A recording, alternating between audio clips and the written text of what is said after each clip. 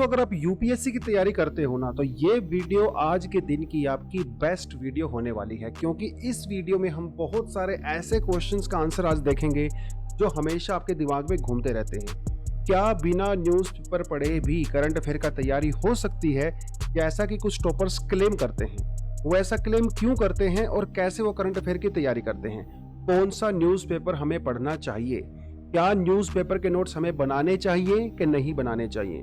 Newspaper को किस तरह से अप्रोच करें प्रीलिम्स के लिए और मेंस के लिए? ये सारे सवालों का जवाब आज हम इस वीडियो में फाइंड आउट करने वाले हैं बाय सम एक्सपर्ट्स। और जब मैं बात करता हूं एक्सपर्ट की तो मैं बात कर रहा हूं मिस राधिका और ममता जी के बारे में, क्योंकि 2020 में इन्होंने ऑल इंडिया रैंक 5 और ऑल इंडिया रैंक 18 हासिल किया था। तो जब ये हमारे साथ अपनी इनसाइट शेयर करेंगी, अपना एक्सपीरियंस शेयर करेंगी, तो डेफिनेटली उससे हमें भी बहुत ज़्यादा हेल्प हो सकती है। एक बार इनके बारे में थोड़ा आपको मैं बताना चाहता हूँ कि जो राधिका जी हैं ये मध्य प्रदेश से बिलोंग करती हैं और 2020 यूपीएससी के रिजल्ट में इनका ऑल इंडिया रैंक 18 आया था। इससे पहले कॉर्पोरेट जॉब करती थी, बाद में इन्होंने कॉर्पोरेट जॉब करके जो है वो छोड़ दिया और यूपीएससी की तैयारी करने लगी। हालांकि इनका सेकंड अटैम्प्ट था, पहले अटैम्प्ट में भी ये सिलेक्टेड हो गई थी लेकिन इनका रैंक बहुत अच्छा नहीं आया था। दूसरी हमारे सामने है वो है ममता जी हैं, ये हरियाणा के किसी गांव से बिलोंग करती हैं और वैसे तो इनकी पढ़ाई दिल्ली से हुई है और द हिंदू कॉलेज में ये पढ़ती थी, वहाँ पे भी इन्होंने टॉप किया था। इनका भी ये सेकंड अटैम्प्ट था, पहले अटैम्प्ट में इनको भी बहुत अच्छा रैंक नहीं आया था तो इन्होंने सेकंड अटैम्प्ट दिया और इनका ऑल इंडिया रैंक 5 आया। तो अब ये अपने एक्सपीरियंस हमारे साथ शेयर करने वाली हैं, उसके बेसिस में हम लोग कुछ एनालिसिस यहाँ पे कर सकते हैं और अपने आंसर्स को फाइंड आउट कर सकते हैं। तो चलिए देखते हैं दोस्तों इनका क्या कहना है अपनी पूरी तैयारी के बारे में। तो सबसे पहला जो सवाल इनसे पूछा गया कि वही पूछा गया जो कि हम लोग सभी जानने की कोशिश करते हैं कि कौन सा न्यूज़पेपर पढ़ना चाहिए। हमारे सामने दो न्यूज़पेपर रहते हैं, एक रहता है द हिंदू और दूसरा रहता है द इंडियन एक्सप्रेस। दोनों में यूजुअली लोग कंफ्यूज होते हैं।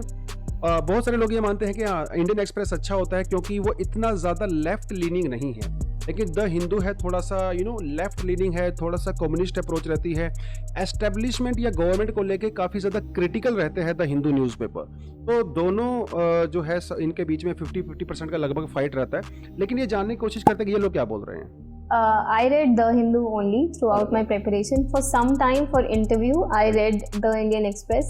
I read newspaper daily, and I think we as officers should read newspaper. I mean, I don't know what kind of officers we would make if we don't read newspapers. तो आपने देखा, तो ममता जी कह रही हैं कि उन्होंने द हिंदू न्यूज़पेपर पढ़ा है और राधिका जी न्यूज़पेपर पढ़ने की इंपॉर्टेंस बता रही हैं। तो ये बात तो अपने दिमाग में बैठा लीजिए कि न्यूज़पेपर पढ़ना बहुत ही ज़्यादा क्रूशियल है, इम्पोर्टेंट है। कौन सा न्यूज़पेपर है उन्होंने आपको बता ही दिया, Read The Hindu, largely for prelims, until prelims.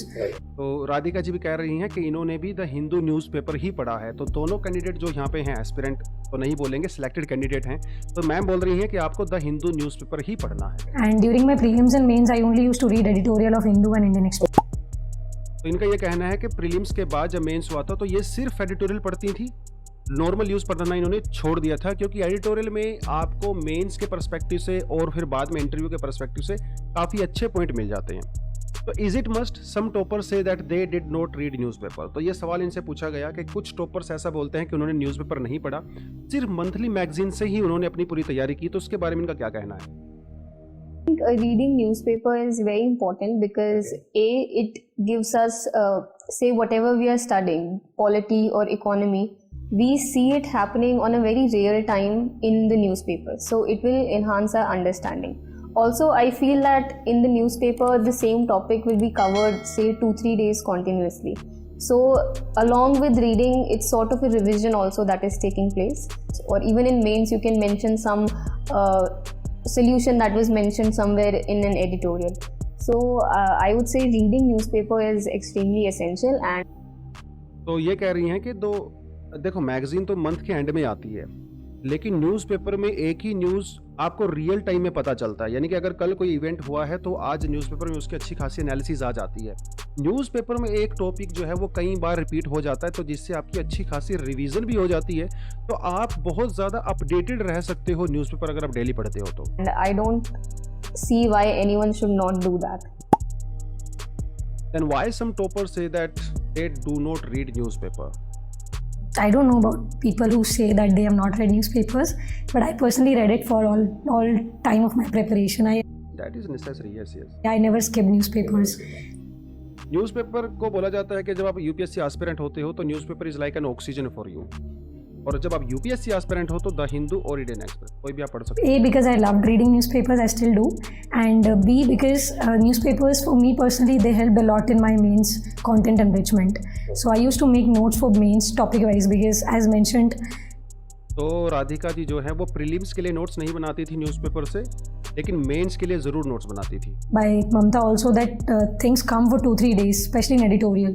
So I used to pick up points, I used to pick up data, right? Some certain committee recommendation or जैसे अगर आप आज का न्यूज़पेपर भी देखो तो आज के न्यूज़पेपर में अबॉर्शन को लेके एक एडिटोरियल आया है, एमटीपी एक्ट को लेके आया है।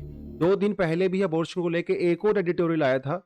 तो होता क्या है ना, आप किसी पर्टिकुलर टॉपिक पे जब बहुत सारे एक्सपर्ट्स का एडिटोरियल बार बार आता है तो उसके सारे डायमेंशंस कवर हो जाते हैं, और यूपीएससी उसके बाद जहां मर्जी से सवाल पूछे, क्योंकि ऑलरेडी आप एडिटोरियल 2-3 बार पढ़ चुके हो उसके बारे में, तो आपकी सारी डायमेंशन वैसे भी कवर हो जाती हैं।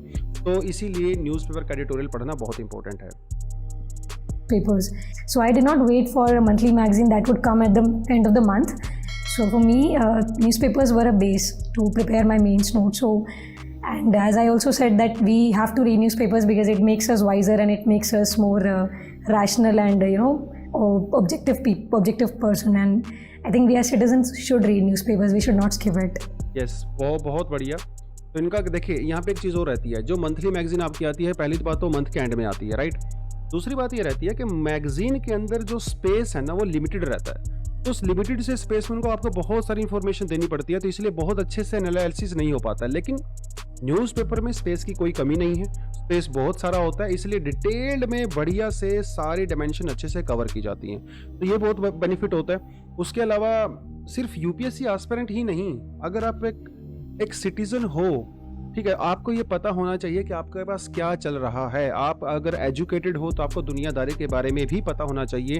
ये आपको वाइज बनाता है, समझदार बनाता है और इंटेलिजेंट भी बनाता है, और आपकी जो डिसीजन मेकिंग पावर होती है उसको भी बढ़िया करता है, क्योंकि आपको फिर सारी चीज़ें पता होती हैं। अगला जो सवाल पूछा गया वो है did you make daily notes. ये बहुत सवाल रहता है स्टूडेंट्स के मन में कि मुझे न्यूज़पेपर के नोट्स बनाने चाहिए, कब बनाने चाहिए, वीकली में बनाऊं, डेली में बनाऊं, मंथली बनाऊं, सिर्फ एडिटोरियल के बनाऊं या नॉर्मल आर्टिकल के भी बना सकता हूं। ये बहुत ज़्यादा अलग अलग टॉपर्स के आपने इंटरव्यू सुने होंगे, तो सब अलग अलग वेरिएशंस रहती हैं। इनका क्या कहना है इसके बारे में? Yes, I made notes daily and I found it useful, but yes, this can be something that can be a personal choice. So I won't say that making notes out of newspaper is indispensable. So that can be a personal choice if you are able to revise properly through a monthly magazine.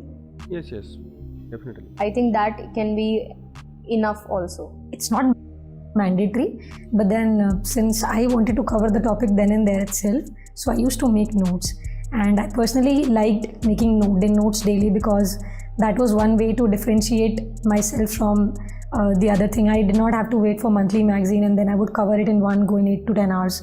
So I had my own handmade notes with diagrams or with added points even on the same day as the topic came, so I could cover it comprehensively then and there itself.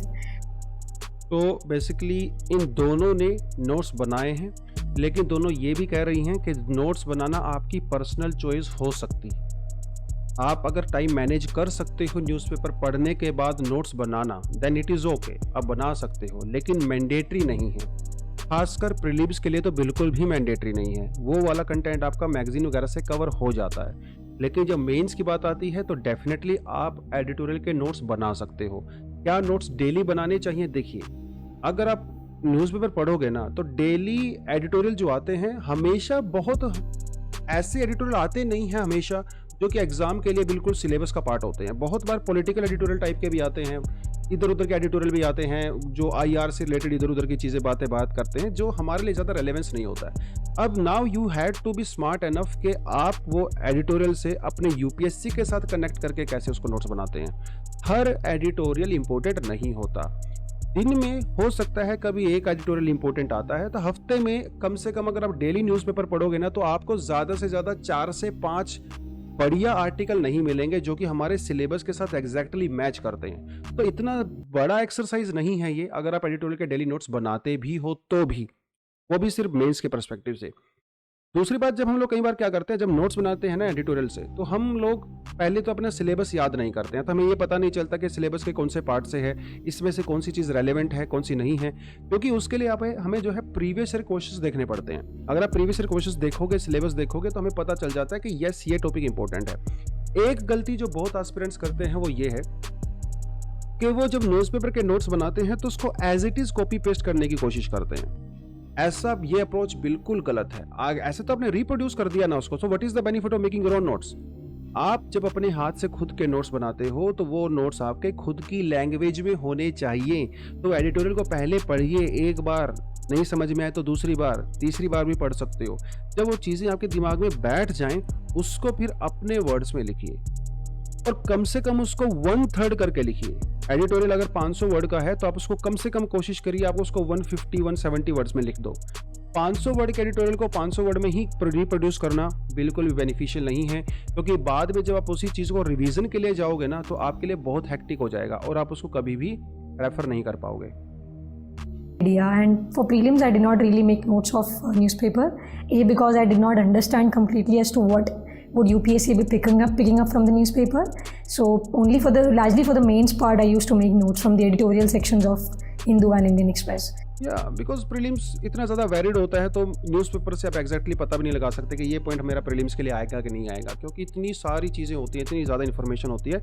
लेकिन editorial में आप अंदाज़ा लगा सकते हो कि यहाँ से क्वेश्चन जैसे आ सकता है, कोई इंटरनेशनल कोई इवेंट हुआ है क्लाइमेट चेंज के रिगार्डिंग या वीमेन इश्यूज़, कुछ भी इस तरह से चीज़ें आती हैं, गवर्नमेंट पॉलिसीज़ की वहाँ पे क्रिटिकली एनालिसिस आती है बढ़िया, तो उस तरह की चीज़ें हमें पता होता है कि ये एग्जाम में डेफिनेटली पूछ सकता है ना। पॉलिटी में बहुत चीज़ें होती रहती हैं, सुप्रीम कोर्ट के रिगार्डिंग या गवर्नर सेंटर स्टेट रिलेशनशिप वगैरह, तो आपको पता चल जाता है कि हाँ मेंस के लिए ये रेलिवेंट है। प्रीलिम्स के लिए चीज़ें बहुत ज़्यादा होती हैं, आप आर्टिकल्स को पढ़िए, न्यूज़ को पढ़िए, लेकिन आपकी जो करंट अफेयर की मैगजीन है मंथली, वहाँ से आप अपना प्रीलिम्स के लिए तैयार कर सकते हैं। That is how I went about it. तो दोस्तों आज की वीडियो में इतना ही। आई होप आपको कुछ इंपॉर्टेंट क्वेश्चंस का आंसर यहाँ पे ज़रूर मिला होगा, लेकिन मैं अपने पर्सनल एक्सपीरियंस से आपको ये बताना चाहता हूँ कि आप टॉपर्स को ब्लाइंडली फॉलो मत कीजिए, क्योंकि सभी की रियलिटी अलग होती है, सभी के प्रेपरेशन का लेवल अलग होता है, सभी की बैकग्राउंड एजुकेशन का लेवल सबका अलग अलग होता है। इसीलिए आप पहले चीज़ों को खुद समझिए, उनको अंडरस्टैंड करने की कोशिश कीजिए, उसके बाद जो है आप अपने इंडिविजुअल रास्ते पे जा सकते हो जो आपके लिए सबसे ज़्यादा सूटेबल होता है। और जहाँ तक नोट्स की बात है, एक बात मैं आपको सजेशन यहाँ पे देना चाहूँगा कि जब आप यूपीएससी में आते हो तैयारी करने के लिए, तो पहले दिन आपको नोट्स प्रिपेयर नहीं करने हैं। पहले आप 1-2 महीने के लिए चीज़ों को समझिए, न्यूज़पेपर को थोड़ा पढ़ना शुरू कीजिए, प्रीवियस ईयर के क्वेश्चंस देखिए, यूपीएससी के सिलेबस को डीपली अच्छे से अंडरस्टैंड कीजिए। जब थोड़ा सा 1-2 महीने के बाद पढ़ने के बाद मैच्योरिटी आने लगती है, उसके बाद आप नोट्स बनाना शुरू कर सकते हो। क्योंकि इनिशियली क्या होता है ना, जब आप आते हो प्रोसेस के अंदर तो आपको सारी चीज़ें इंपॉर्टेंट लगने लगती है, तो आप हर लाइन का नोट्स लेने लग जाते हो, जो कि बहुत ज़्यादा इररेलेवेंट हो जाता है और बाद में आप अपने नोट्स को रिवाइज भी नहीं कर पाते हो, क्योंकि वो बहुत ज़्यादा बड़े हो जाते हैं। तो आपने क्या करना है, अपनी लैंग्वेज में खुद के नोट्स बनाने हैं, लेकिन पहले पूरी प्रोसेस को समझने के बाद। प्रीलिम्स के लिए बनाइए ना बनाइए चलेगा, लेकिन मेंस के लिए आप एडिटोरियल से नोट्स डेफिनेटली बना सकते हो। तो दोस्तों आज की वीडियो में इतना ही। आई होप आपको वीडियो पसंद आया होगा। पसंद आया है तो वीडियो को लाइक जरूर करें, दोस्तों के साथ शेयर करें जो यूपीएससी के एग्जाम की तैयारी करते हैं, और वीडियो को सब्सक्राइब जरूर करें हमारे चैनल को, क्योंकि फ्यूचर में ऐसी वीडियो हम आपके लिए बहुत सारी लेके आते रहेंगे। आज के लिए इतना ही। Thank you very much. All the best. जय हिंद।